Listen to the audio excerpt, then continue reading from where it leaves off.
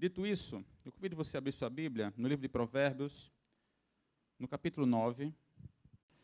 Nós faremos hoje uma exposição desse capítulo. Tem 18 versos.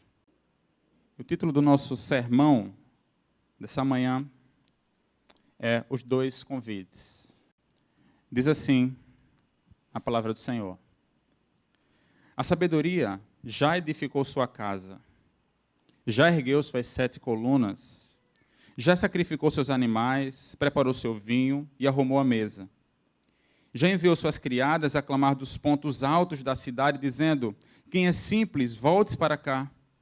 E diz aos insensatos: Vinde, comei da minha refeição e bebei do vinho que tenho preparado.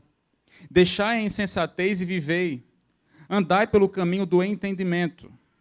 Quem repreende o zombador, traz insulto sobre si. Quem censura o ímpio, denigre a si mesmo.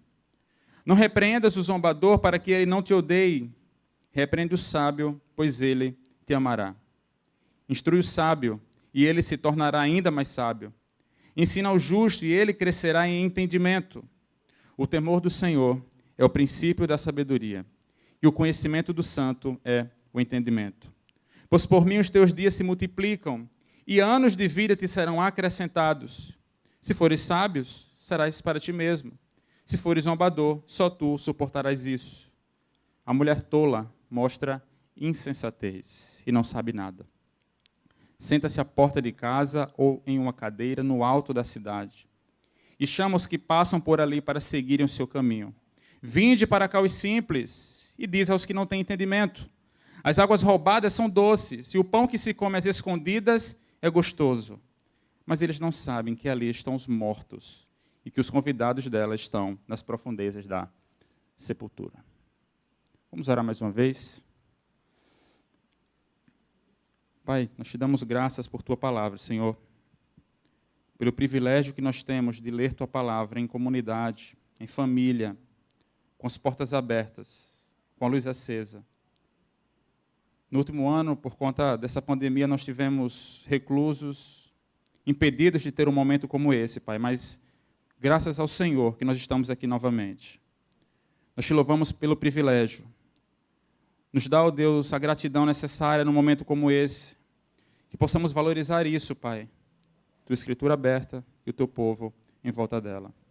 E nós te pedimos, humildemente, que o Teu Espírito Santo faça obra em nossos corações, obra essa que só o Senhor pode fazer, meu Deus, dando alento aos que precisam de alento, encorajamento aos abatidos, encorajando os fracos.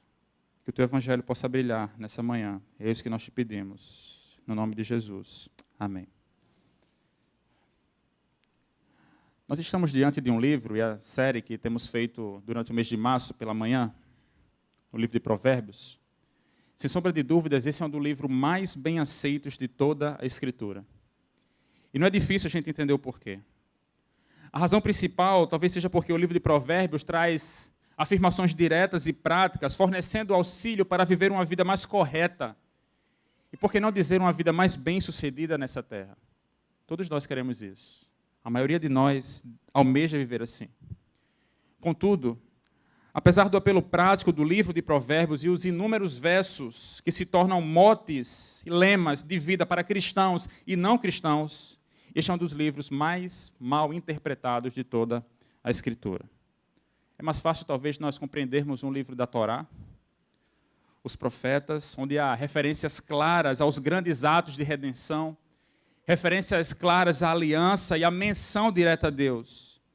Talvez por falta dessa linguagem um pouco mais explícita, alguns são levados a considerar o livro de Provérbios como uma sabedoria, mas uma sabedoria secular. Mas o que nós não podemos esquecer, diante de um livro como esse, extremamente prático, é que esse livro, acima de qualquer outra coisa, é um livro teológico. Você pode ter certeza que essa é a principal razão pelo qual o livro de Provérbios está na nossa Bíblia. Ele é um livro teológico. O capítulo 9, texto que nós lemos de Provérbios, tem um papel importante na compreensão do livro, e eu peço a você sua paciência antes de entrar no texto, porque eu preciso elucidar esse capítulo à luz de todo o livro. O capítulo 9 de Provérbios tem um papel importante na compreensão do livro como uma mensagem teológica. Nesse capítulo, nós chegamos ao ponto alto da primeira parte do livro, isso porque, apesar das subdivisões que há no livro, e o pastor Fábio muito bem colocou no primeiro sermão, esse livro ele pode ser compreendido nitidamente em dois grandes blocos, do capítulo 1 ao capítulo 9 e do capítulo 10 ao capítulo 31. A primeira parte, esses 9 primeiros capítulos, tem como características apresentar discursos longos de sabedoria, ao passo que a segunda metade desse livro, a partir do capítulo 10, está contido de ditados curtos, diretos, que são associados ao nome do livro. São provérbios, são ditados, são lemas. E esses temas que são apresentados a partir do capítulo 10 não necessariamente têm a relação um com o outro, né? Ele trabalha um tema, no outro verso ele está trabalhando uma outra perspectiva, um outro tema, e assim ele vai. Mas o que isso nos diz de fato? Que antes de beber dos ditados curtos da segunda parte do livro, o leitor deve primeiro conhecer o ensinamento contido na primeira parte, nos capítulos de 1 a 9. E o tema dominante nesses primeiros 9 capítulos não é outro senão o grande valor da sabedoria e o terrível perigo da insensatez. E esse conceito que vem desde o capítulo 1, ele atinge o seu clímax, o seu auge, no capítulo 9. Se nós observarmos, e fica um bom exercício para você ler o livro de Provérbios, se nós observarmos os discursos anteriores, o prólogo, os 7 primeiros versos e os 8 primeiros capítulos, nós vemos que há a figura do filho, a pessoa que se destina ao livro de Provérbios. Esse jovem, ele recebe instruções valiosas para auxiliar no caminho em que ele deve andar. E esse caminho não representa uma estrada geográfica, mas o próprio decurso da sua vida, a própria jornada da vida. Ele recebe instrução para viver a sua vida única e exclusivamente pautada na sabedoria. Na Escritura, a sabedoria, essa palavra, esse termo, ele se apresenta no termo hebraico chamado Hokmah. Esse termo ele pode ser compreendido basicamente como sábio ou prático, mas o sentido que é mais usado na Escritura é o sentido de habilidade. Por exemplo, o Senhor, através de Moisés, comissionou pessoas hábeis para fazer as vestes do sumo sacerdote Arão. Está escrito em Êxodo, capítulo 28, versos 2 e 3, ele diz assim: E farás vestes sagradas a Arão, teu irmão, para glória e ornamento. Falarás também a todos os que são sábios de coração, a quem eu tenho enchido do espírito da sabedoria, que façam vestes a Arão para santificá-lo, para que me administre o ofício sacerdotal. Esse texto ele deixa claro que Deus realmente dotou pessoas com o espírito de sabedoria para exercer uma tarefa específica. Perceba que nesse texto que nós lemos em Êxodo 28, sabedoria não tem nada a ver com ficar embaixo de uma planta, embaixo de uma árvore, olhando o cosmos, olhando a vida, meditando sobre o sentido da vida. Esses homens eram artistas hábeis, trabalhando com agulhas, com tecidos, com linhas, a fim de produzir um vestuário para o homem que representaria o povo diante de Deus. Outros versos também poderiam ser elucidados, trazidos aqui para dar essa mesma ênfase. Porém, dentro do livro de Provérbios, Hokmah, ou a sabedoria, implica mais do que habilidade com agulhas, do que tecidos e do que linhas. A sabedoria, em Provérbios, pode ser definida como dominar a arte de viver de maneira habilidosa. O Dr. Richard Marrou, ele coloca essa questão da seguinte maneira: Provérbios instrui sobre manifestar habilidosamente o caráter e a vontade de Deus na vida cotidiana. Tomar decisões piedosas e ser orientado para Deus, de forma que essas escolhas de vida sempre o agradem. É por essa razão que nessa imagem de quem está percorrendo o caminho da vida, o leitor, ou esse filho, recebe alerta sobre alguns perigos e constantemente ele é encorajado a viver e a caminhar de maneira sábia e correta, principalmente porque há uma estreita ligação entre a sabedoria e o comportamento adequado. Há uma questão prática aqui, não apenas cognitiva, e nós veremos isso mais à frente. Portanto, é assim que esse capítulo se apresenta dentro de um contexto maior no livro de Provérbios. Esse entendimento ele lança a luz sobre o restante do livro, sobre o restante dos capítulos, nos dando um padrão hermenêutico, um padrão interpretativo e um profundo tom teológico aos provérbios individuais da segunda parte. Mas não só isso. Esse capítulo nos apontará lições valiosas para todo aquele que almeja viver uma vida sábia e habilidosa diante de Deus e dos homens, para que cada vez mais nós possamos nos afastar do caminho do mal. E esse capítulo, como nós lemos, ele traz um texto com uma estrutura muito bem orquestrada e simétrica. Nós temos 18 versos e 3 blocos de 6 versículos. Mais ainda, os versos 1 a 6, se você olhar na sua Bíblia, eles estão em paralelo direto com os versos 13 a 18. Os 6 primeiros versos estão no paralelo com os 6 últimos versos, onde nós podemos ver claramente a sabedoria e a insensatez, ambas personificadas aqui, procurando atrair a atenção do jovem que está percorrendo o caminho da vida. E qual o ponto aqui? Nesse momento, o jovem ou leitor, a quem se destina esse livro, ele precisa fazer uma escolha. A sabedoria e a insensatez tentam atraí-lo. E quem o jovem vai escolher? Quem o jovem vai abraçar? A sabedoria ou a insensatez? Diante dessas duas, só há uma escolha a ser feita nessa encruzilhada de convites, completamente opostos. O texto começa com um convite, e é o convite da sabedoria. Ela é a primeira que se apresenta e já é uma figura conhecida no livro de Provérbios, desde o primeiro capítulo. Em Provérbios 1, a partir do verso 20, nós encontramos uma mulher nas ruas que está chamando e suplicando para que homens insensatos se dirijam ao conhecimento. Em Provérbios 8, a sabedoria ela reflete acerca de sua natureza e propósito, bem como sobre a sua relação com Deus. O capítulo 8 ele deixa claro ainda que a sabedoria é um tipo de projeto vivo, um projeto anterior à criação, mas que está presente na execução. É como se ela fosse uma espécie de diapasão. Ela vai dar o tom da bela melodia criada por Deus. Ou, para usar uma outra figura, enquanto Deus, o artesão, para usar uma outra metáfora, ele modela o mundo. A sabedoria é o padrão pelo qual ele opera. Ela significa algo como um modelo de escala, um ponto fixo de referência que serve como um padrão para construir algo, um molde para se construir algo. E esse é um capítulo belíssimo que funciona como uma espécie de autobiografia da sabedoria, o capítulo 8. Portanto, é essa sabedoria que estava presente antes do haja luz, já conhecida no livro de Provérbios, que se apresenta personificada no capítulo 9, que faz um convite para um banquete. Mas o que está sendo preparado para esse banquete? O que é que essa sabedoria ela oferece? Como é feito esse banquete? Quem são os convidados? Nós veremos essas respostas no nosso texto. Quando nós olhamos para o verso 1, nós aprendemos que antes da sabedoria fazer o convite, o que é que ela faz? Ela constrói uma casa, ela edifica uma casa. Eu suponho, eu não vou afirmar, Fábio? Mas assim, eu suponho que quando eu e você convidamos alguém para jantar em casa, nós podemos fazer, no máximo, arrumar uma coisinha ou outra, A gente varre o chão, sacode as cortinas, guarda os brinquedos, Cecília? Cadê? Está ali, Guarda os brinquedos. No máximo, se a sogra vier, a gente manda pintar uma parede, reformar, arrumar uma coisa, um piso quebrado, alguma coisa. Mas nós não vamos construir uma casa. É difícil a gente fazer isso. Construir uma casa para chamar um convidado. A sabedoria, veja, ela não só edificou uma casa, mas ela fez essa casa de maneira espaçosa e duradoura. Como que a gente percebe isso? Na segunda parte do verso 1, nos aponta para essa verdade, quando ele diz que ela já ergueu 7 colunas. Os acadêmicos, os estudiosos, tentam aplicar inúmeros significados a essas 7 colunas, mas o ponto é percebermos, em termos simples, que nós podemos entender como uma construção sólida, grandiosa, perfeita e suntuosa.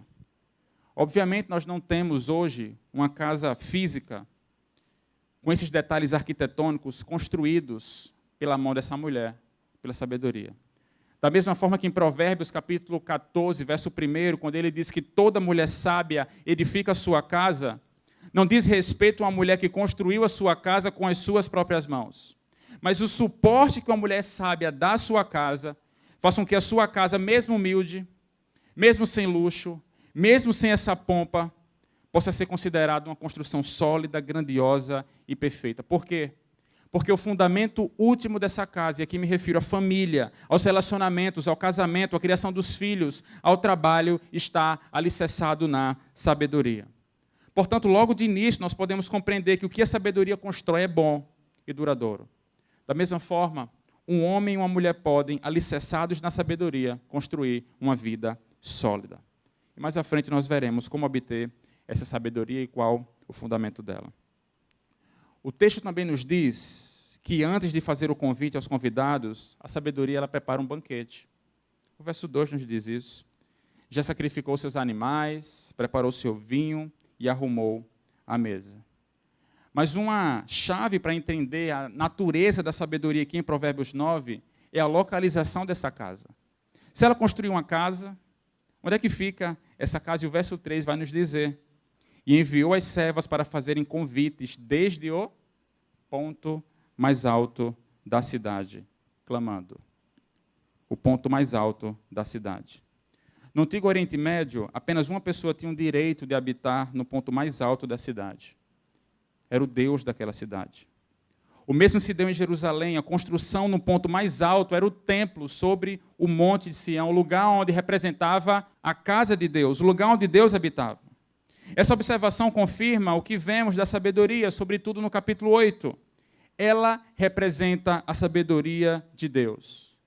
Por habitar no ponto mais alto da cidade, nós aprendemos que essa sabedoria que está em Provérbios capítulo 9, ela é uma sabedoria divina.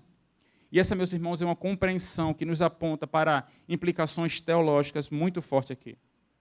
A verdadeira sabedoria só tem aquele que teme o Senhor e o busca. Mas o problema dos nossos dias é que muitos homens querem ser sábios aos seus próprios olhos, desconsiderando a verdade de Deus. Como nós vimos, a sabedoria diz respeito a andar de maneira habilidosa, mas isso não quer dizer andar numa vida cheia de artifícios, numa vida cheia de artimanha para se dar bem. Talvez você se ache um sábio, você pense que você é sábio, mas será que o modo de você viver se iguala ao que Deus deseja? Quem sabe você se ache sábio, mas você é de fato justo, reto e honesto? Será que você odeia o orgulho, as palavras perversas e o mal? Será que você é um homem? Será que você é uma mulher de integridade, de pureza sexual? O sentido prático da sabedoria em Provérbios é reconhecido na conexão entre a sabedoria e o comportamento adequado. Se não estiver em harmonia, o aspecto cognitivo e o aspecto prático, você não é sábio. Você é, no máximo, um espertalhão. Que é bem diferente, né? Um pai de família pode achar que por desviar alguns recursos no trabalho para aumentar seus rendimentos, está sendo sábio. Afinal, tem que botar comida dentro de casa, né? O indivíduo acha que por comprar um produto com procedência duvidosa e levar vantagem no negócio, está sendo sábio. Um outro acha que denegrir a imagem do pastor e da igreja porque não atender aos seus caprichos, está sendo sábio. Um casal de namorados acha que pode macular um ao outro com qualquer coisa dentro do namoro, só não pode o quê? Ter relação sexual, né? Porque isso é destinado ao casamento. Eles sabem disso. Eles sabem disso. Se a linha aqui, a gente não pode passar, mas pode até aqui, né? Isso não é viver debaixo da sabedoria do alto. Sobretudo nesse último exemplo que eu citei. Deus não quer meramente a castidade, a candura, a virgindade, me perdoe até o termo. Ele quer o coração puro. Ele quer o seu coração puro. Perceba como a sabedoria de Deus está além da sabedoria humana. A sabedoria que se apresenta no texto está estritamente ligada a Deus, do mesmo modo que, se quisermos ser considerados sábios, devemos nos conformar à sabedoria de Deus. E a sabedoria de Deus envolve aprender os caminhos de Deus a partir da sua palavra e então fazer escolhas corretas, baseadas não no que eu acho, não na minha vontade, mas na verdade de Deus. Mas se ela prepara um banquete, então quem ela convida para esse banquete? Versos 3 a 6. Nos diz assim: já enviou suas criadas a clamar dos pontos altos da cidade, dizendo: quem é simples, volte para cá. E ela diz aos insensatos: vinde, comei da minha refeição e bebei do meu vinho, do vinho que eu tenho preparado. Deixai a insensatez e vivei, andai pelo caminho do entendimento. Quando nós observamos esses versos, nós vemos claramente que a sabedoria convida pessoas sem grife para o banquete. Você tem uma casa suntuosa, você tem uma casa espaçosa, você tem uma casa belíssima, você tem uma mesa farta, e nós poderíamos achar que o convite seria feito para aqueles mais capacitados, para aqueles mais instruídos. Contudo, a sabedoria envia suas servas, mas ela também convida quem? Os simples e os insensatos. Esse termo, traduzido aqui como simples, ou talvez na sua versão inexperiente, em hebraico ele traz a ideia de uma porta escancarada. Uma abertura por onde entram facilmente muitas coisas. O sentido aqui não é outro senão o sentido de uma mente aberta, ligado à ingenuidade ou algo que não tem filtro. Os simples são aqueles que são facilmente levados ou moralmente irresponsáveis.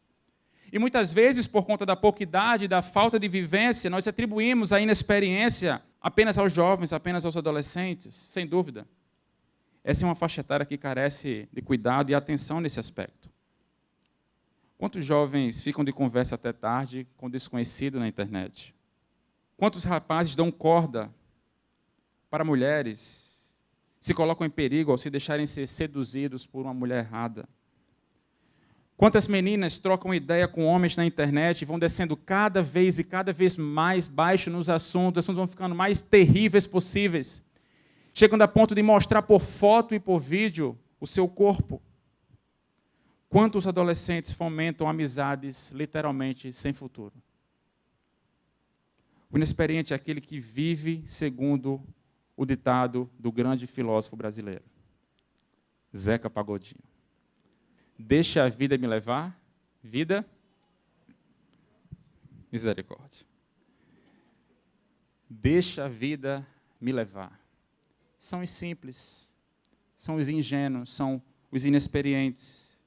O mundo sugere, meus irmãos, inúmeras coisas pecaminosas. Quando somamos essas coisas, a inexperiência, com a natureza pecaminosa que há no jovem, que há nos adolescentes, os resultados são terríveis, catastróficos. Mas essa não é uma questão que atinge apenas os mais jovens. Quantos pais deixam seus filhos surfarem na internet sem supervisão? Quantos pais não impedem suas filhas de saírem de casa com roupas indecentes? Quantos homens assistem a todo tipo de imoralidade na TV na presença dos seus filhos? Quantos pais permitem que seus filhos tenham amigos sem conhecer de fato o caráter desses? Mesmo que todas essas coisas sejam feitas de forma ingênua, eu não sabia, de forma inexperiente, consequências terríveis virão. Como muito bem disse o grande teólogo Derek Kidner, ninguém fica inerte. Um homem com a cabeça vazia acabará perdendo a cabeça. Não interessa se você é inexperiente, se você é ingênuo, se foi por ingenuidade. Se essas e outras coisas que nós acabamos de citar aqui forem feitas, resultados virão. Resultados terríveis virão. É por isso que o salmista Davi, no Salmo 19, no verso 7, ele descreve que o testemunho do Senhor é fiel e dá sabedoria aos simples. Ou, em outra versão, os testemunhos do Senhor são dignos de confiança e tornam sábios os inexperientes. Somente a sabedoria de Deus faz com que um homem esteja habilitado a filtrar as circunstâncias, os propósitos e as situações que advêm sobre ele. Caso contrário, esse homem simples e inexperiente será graduado. Se tornará um insensato.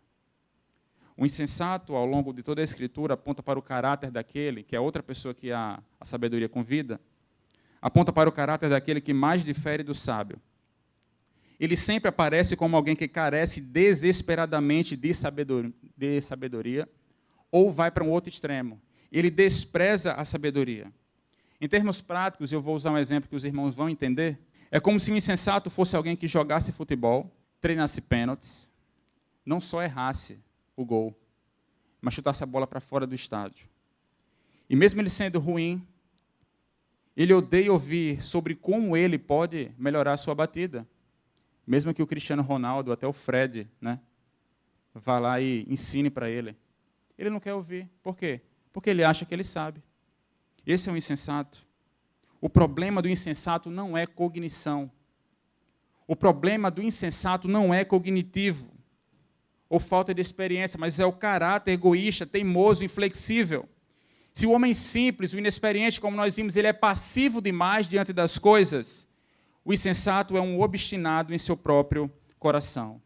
São esses tipos de pessoas que a sabedoria convida a ir à sua casa e compartilhar uma refeição com ela. Mas é interessante que no Oriente Médio, o fato de uma mulher convidar um homem para uma refeição Significa que a mulher, no caso aqui a sabedoria, deseja ter um relacionamento íntimo com ele, intimidade. A sabedoria emite o convite para abandonar tanto a simplicidade, tanto a inexperiência, quanto a insensatez para se obter compreensão, para se obter entendimento. Esse convite foi feito. Esse convite foi lançado aos simples, aos inexperientes, aos insensatos. Mas nós não ouvimos a resposta dele aqui, não está relatado. No final do capítulo, nós ouvimos uma voz de outra mulher, a mulher insensata. Mas antes de chegarmos no verso 13, os versos 7 a 12 nos colocam numa nova posição diante do texto. Quando eu chamo de a ética dos convidados diante do convite. Leia comigo os versos 7 a 12, por gentileza. Vamos ler? Quem repreende o zombador traz insultos sobre si. Quem censura o ímpio denigre a si mesmo. Não repreendas o zombador, para que ele não te odeie. Repreende o sábio, pois ele te amará. Instrui o sábio, e ele se tornará ainda mais sábio. Ensina o justo, e ele crescerá em entendimento. O temor do Senhor é o princípio da sabedoria, e o conhecimento do santo é o entendimento. Pois por mim os teus dias se multiplicam, e anos de vida te serão acrescentados. Se fores sábios, serás para ti mesmo. Se fosses zombador, só tu suportarás isso. Eu creio que esses versos, que numa primeira leitura parecem destoantes do resto do texto, estão numa posição estratégica dentro do capítulo. Nós já vimos que tanto a primeira parte do capítulo, os 6 primeiros versos, quanto a última parte, os versos 13 a 18, estão em um paralelo direto. São 2 convites, 2 caminhos opostos estão sendo sugeridos. Os versos do meio, os versos 7 a 12, esses 6 versos, parecem diretos na sua argumentação, mas eles precisam ser lidos no contexto do capítulo, no contexto geral do livro, e a posição desses versos é estratégica. É como se o leitor do livro de Provérbios, agora finalizando a primeira parte do livro, encontrasse nesses 6 versos uma espécie de encruzilhada entre o convite da sabedoria e o convite da insensatez. E o caminho que o leitor escolher, o convite que o leitor aceitar vai impactar a sua vida diária. Mais ainda, a forma como você conduz a sua vida já demonstra qual dos 2 banquetes, qual dos 2 convites você aceitou. Assim, o que nós vemos aqui são argumentos a respeito da sabedoria contra a insensatez, o paralelismo entre o sábio e o zombador, e o fim destinado tanto a um quanto a outro. O sábio desses versos, esses 6 versos que nós lemos, é o homem que aceitou o convite da sabedoria. O zombador, ou dependendo da sua versão, o escarnecedor, é o homem que rejeita a sabedoria. Não há meio termo aqui. Assim, cada indivíduo mencionado nos versos 7 a 12 corresponde a uma mulher, a mulher de Provérbios 9. Os versos 7 a 9 nos mostram que o zombador, ele não só rejeitou a sabedoria, como ele odeia todo aquele que tenta orientá-lo. Eles são arrogantes. Eles demonstram quanto são ignorantes pela maneira como reagem aos conselhos e às repreensões. É por isso que o texto nos diz: quem repreende o zombador traz insulto sobre si. Quem censura o ímpio denigre a si mesmo. Não repreendas o zombador, para que ele não te odeie. Repreende o sábio, pois ele te amará. Não adianta você repreender um escarnecedor. Não adianta você repreender um zombador. Por quê? Porque ele sabe de tudo. Se você tentar ensinar o escarnecedor, você estará jogando pérola aos porcos, e isso é muito triste. Com certeza você conhece alguém assim. Com certeza você já conheceu alguém assim. Mas se você não conhece, as páginas da história, tanto da história religiosa quanto da história política, estão cheias desses homens. Essa é a figura de alguém que já está insensível, desesperadamente obstinado, que não tem temor algum de Deus. Provérbios 14, verso 6, ele acrescenta que eles, os zombadores, os escarnecedores, eles não conseguem encontrar a sabedoria nem mesmo quando eles buscam. Por quê? Porque é preciso ter uma mente humilde e uma vontade obediente a fim de aprender a verdade de Deus. Sem sombra de dúvidas, meus irmãos, esse é o último grau da miséria humana. Mas, em contraste, o texto nos diz: repreende o sábio, verso 8, a parte B. Repreende o sábio, pois ele te amará. Instrui o sábio, e ele se tornará ainda mais sábio. Ensina o justo, e ele crescerá em entendimento. Se é muito ruim você repreender o zombador, é muito gratificante quando você sabe que pode exortar determinada pessoa, sabendo que ela está sempre disposta a ouvir uma repreensão em amor. Seja um cônjuge, um parente, um amigo, um colega de trabalho, um irmão da igreja, enfim. É gratificante. Mas um dos exemplos mais claros em relação a esse ponto, que pode ser visto na vida de Abraham Kuyper, teólogo e estadista holandês que viveu no final do século XIX e início do século XX. Kuyper, ele cresceu no lar cristão, ele foi educado sobre os preceitos bíblicos ortodoxos, mas quando ele entra no seminário, ele sofreu com a influência forte do liberalismo teológico. E mesmo assim, agora um teólogo liberal, ele sai do seu seminário e vai pastorear uma igreja, uma cidadezinha na zona rural da Holanda. E nesta igreja, Kuyper, ele se depara com uma irmã que estava decidida a não congregar desde que ela soube que um pastor liberal assumiu aquela igreja. E quando Kuyper descobriu que essa irmã estava boicotando os cultos, ela levava outras irmãs da igreja para sua casa, ele foi lá fazer uma visita pastoral. Ao chegar na casa daquela irmã, ele bate na porta, ela abre, ele estende a mão para ela recusa apertar a sua mão, ou seja, ela sinalizou uma rejeição para com a autoridade pastoral dele. Mas ao invés de se sentir ofendido com aquela situação, ao invés de se sentir ofendido com o que aquela irmã havia feito com ele ouviu cuidadosamente tudo o que ela tinha para dizer. E Kuyper, ele comenta esse fato dizendo: eu não me coloquei contra elas, e ainda agradeci a Deus por ter feito a escolha que eu fiz. Sua inabalável persistência, ou seja, a persistência das irmãs, tem sido uma bênção para o meu coração, o amanhecer da estrela da manhã em minha vida.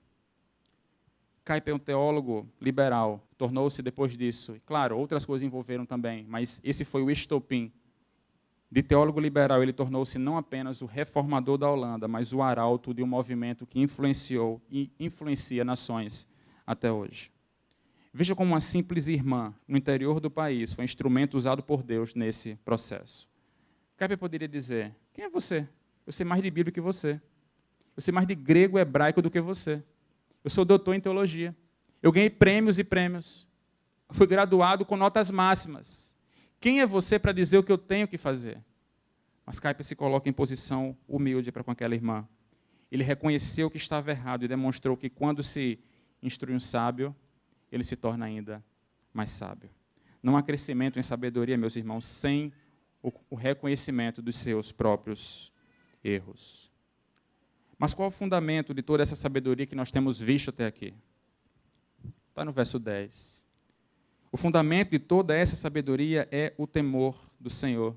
O verso 10 diz: o temor do Senhor é o princípio da sabedoria e o conhecimento do santo é o entendimento. Esse verso ele vai apontar para a síntese do livro de Provérbios.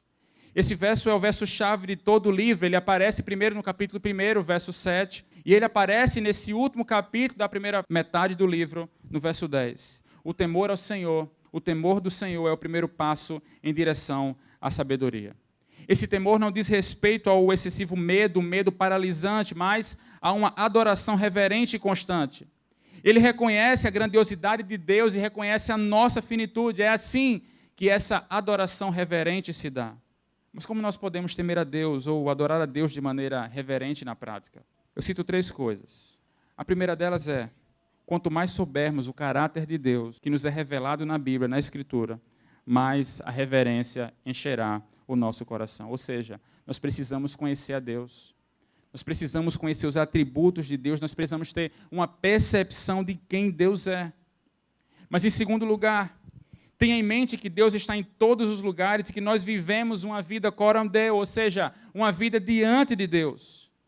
Ele não só conhece as coisas que nós dizemos, fazemos e pensamos, mas até mesmo as motivações que nos levam às nossas ações. O próprio livro de Provérbios ele diz isso. Pois o Senhor vê com clareza o que o homem faz e examina todos os seus caminhos. Se nós tivermos a mentalidade de quem Deus é, e se nós compreendermos que onde nós estivermos nesse mundo, nós estamos diante de Deus, nós vamos alimentar essa adoração reverente. Mas, em último lugar, tenha a percepção do que Deus exige de nós. Existe uma estreita relação entre o temor de Deus e a palavra de Deus.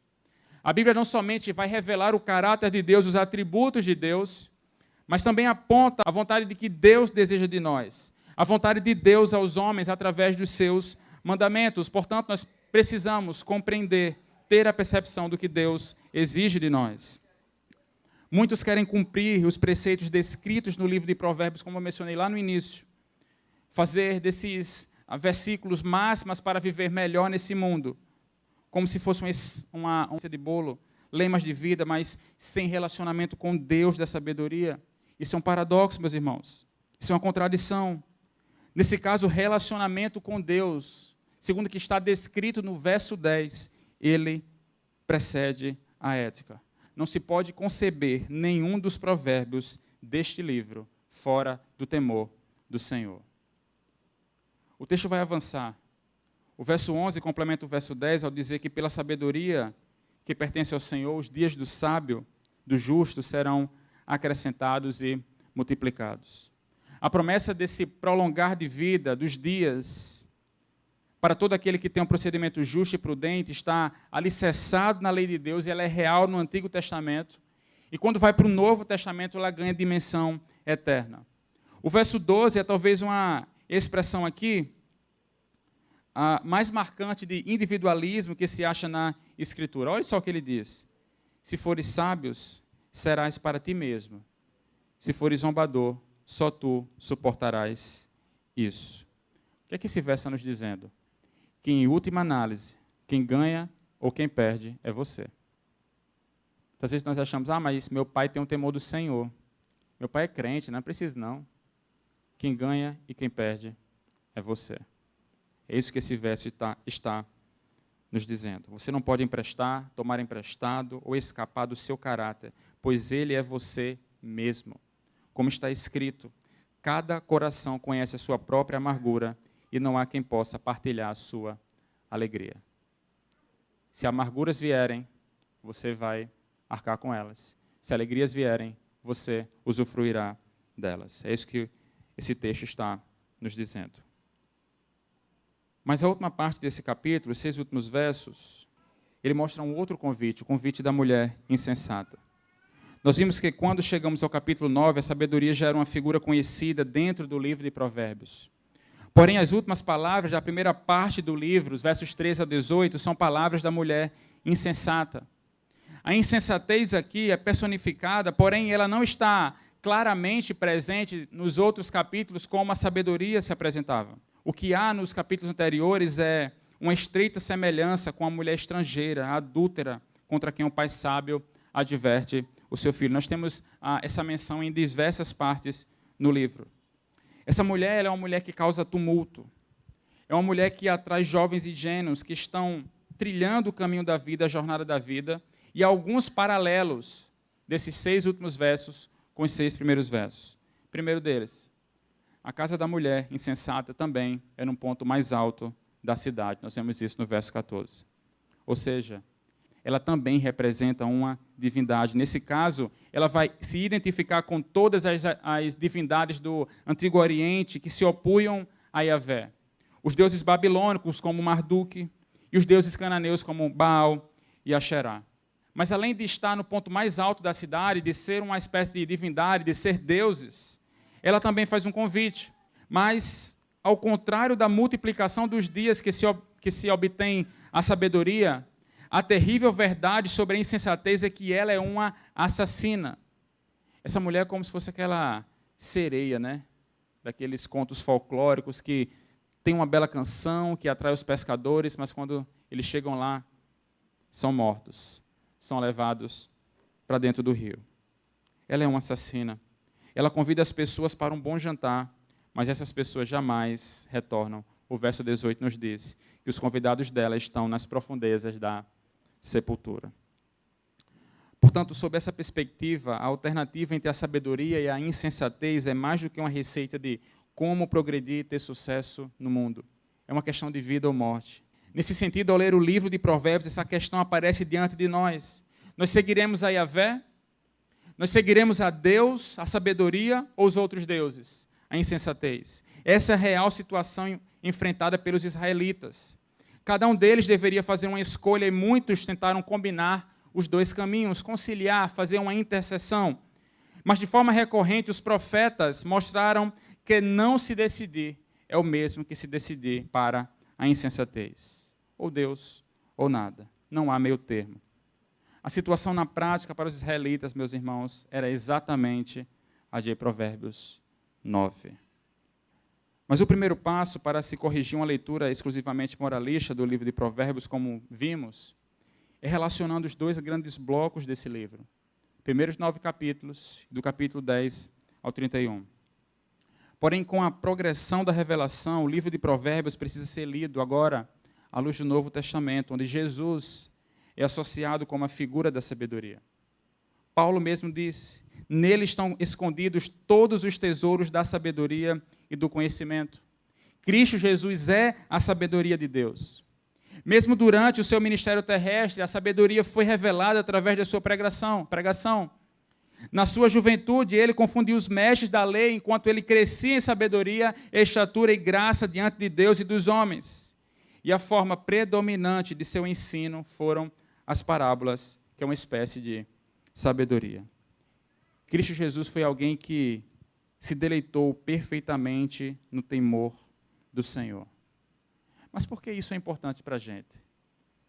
Porque é importante a gente conceber que Cristo Jesus é o exemplo perfeito de sabedoria.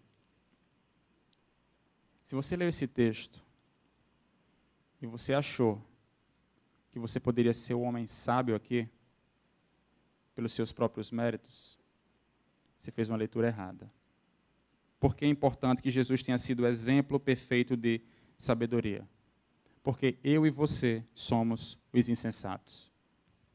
A busca pela sabedoria de qualquer homem nessa terra não deve acontecer à parte de Cristo. A nossa única esperança de sabedoria aceitável diante de Deus é o sábio, gracioso e misericordioso Rei Jesus. Não há mérito em mim nisso. Não há mérito em você nisso, como Paulo muito bem colocou. Mas vós sois dele em Cristo Jesus, o qual para nós foi feito por Deus sabedoria, justiça e santificação e redenção. Para que, como está escrito, aquele que se gloria, glorie-se no Senhor.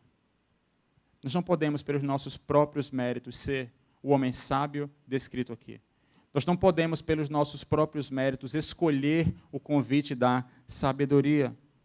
Portanto, se você está em Cristo Jesus pela fé, então você é contado como sábio diante de Deus. Assim é na sabedoria de Cristo que somos habilitados a controlar o nosso temperamento, a nossa língua, a sexualidade ou qualquer outro padrão moral estabelecido.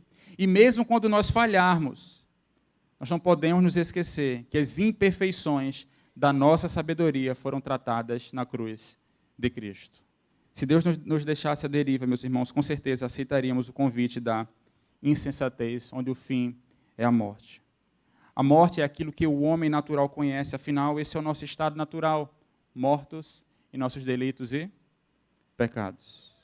Mas o texto em Efésios vai nos dizer, mas Deus, que é rico em misericórdia, pelo muito amor com que nos amou, estando ainda nós mortos em nossas ofensas, e eu acrescento pecados e insensatez, nos vivificou juntamente com Cristo, pela graça sois salvos. A cruz de Cristo foi o maior espetáculo de sabedoria que já existiu. E lá estavam meus pecados, lá estavam os seus pecados, lá estavam a minha insensatez e lá estavam a sua insensatez. Portanto, a base para os nossos esforços para andar em sabedoria deve fluir a partir do que aconteceu na cruz.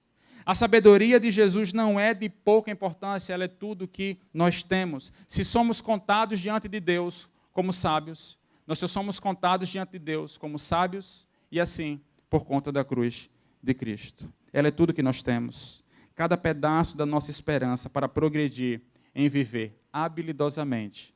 Afinal, é isso que significa sabedoria. É baseado no fundamento da perfeita sabedoria de Cristo Jesus. Assim, conforme nós lemos em Provérbios, à luz da revelação do Novo Testamento, seremos confrontados com a mesma questão dos antigos israelitas, embora com a nuance um pouco diferente. Nós jantaremos com a sabedoria ou com a insensatez?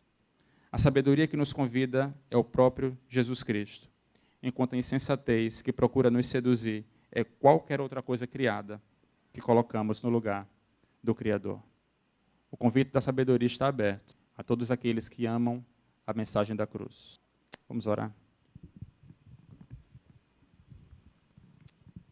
Pai, nós te louvamos por tua palavra, Senhor. E a despeito das minhas limitações, a despeito das minhas fragilidades aqui, eu te peço que o teu Espírito Santo complete a obra no coração dos meus irmãos.